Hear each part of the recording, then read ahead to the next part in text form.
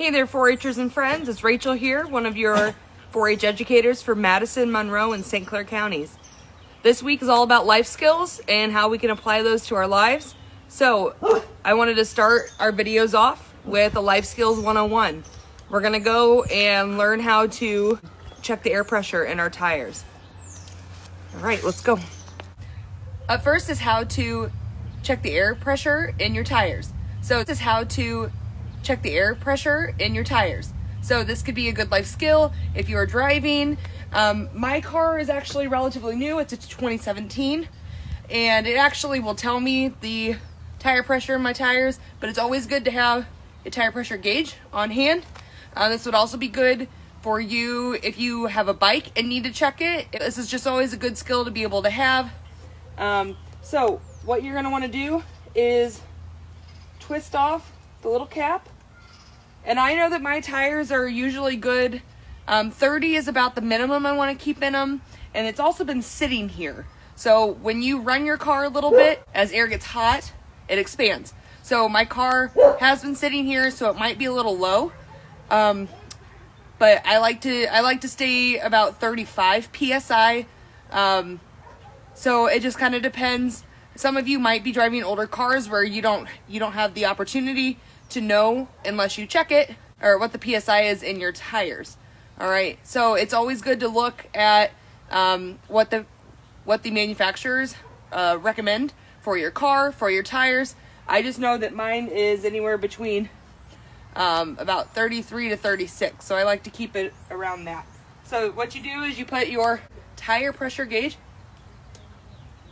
on there, you give it one foul swoop, and as you can see, it says 32. So we are good for right now. All right, on to our next thing. Next is how to change the light bulb.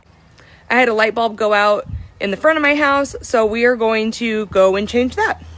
Okay, so like I said, I have a light out in the front of my house that I really needed to change anyways. And I wanted to show you guys that if I flip it up, that means that it would be on. So we always want to make sure that whatever light that you are changing, you make sure that the electrical current is off to it, all right?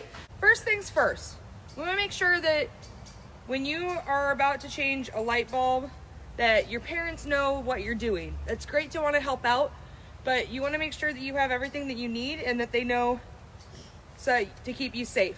So, what do we know about electricity?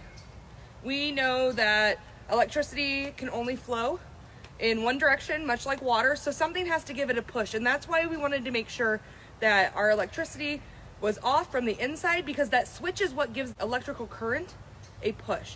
So we know that that's off.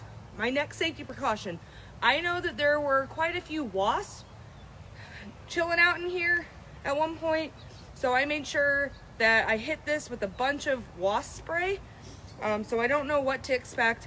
I also wore tennis shoes.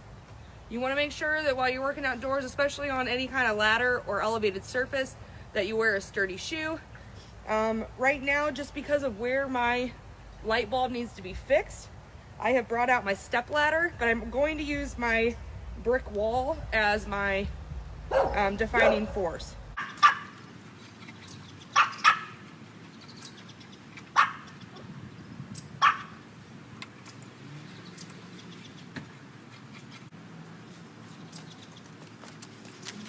And voila, we have light. Alrighty, on to our next thing. So the last thing that we're going to talk about for Life Skills 101 is how to properly address an envelope. So you could be applying this to your life if, say, you do a legislative connection and you want to send a thank you note, a personalized thank you note to a legislator, or maybe you are a part of the 4-H auction. You really need to send a thank you note to your buyer. There's a lot that you could be able to do and apply to your life, okay? So first things first, I have my blank envelope. First things first, where does the address go? That's the main one that we want to worry about right now. So our address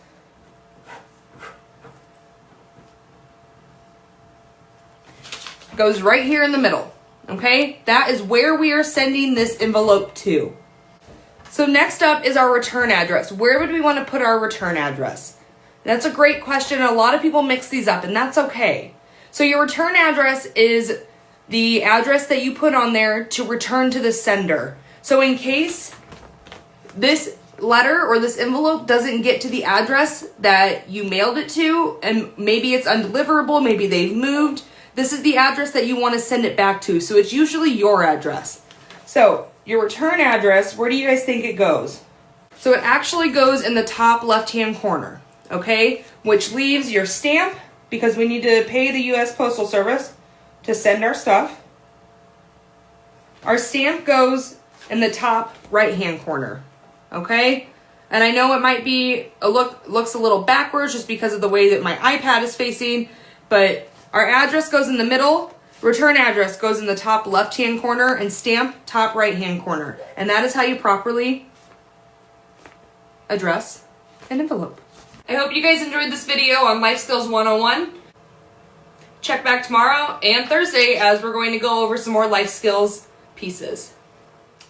Working on our life skills, baby, come on. Working on our life skills, baby, come on. See you later. Bye.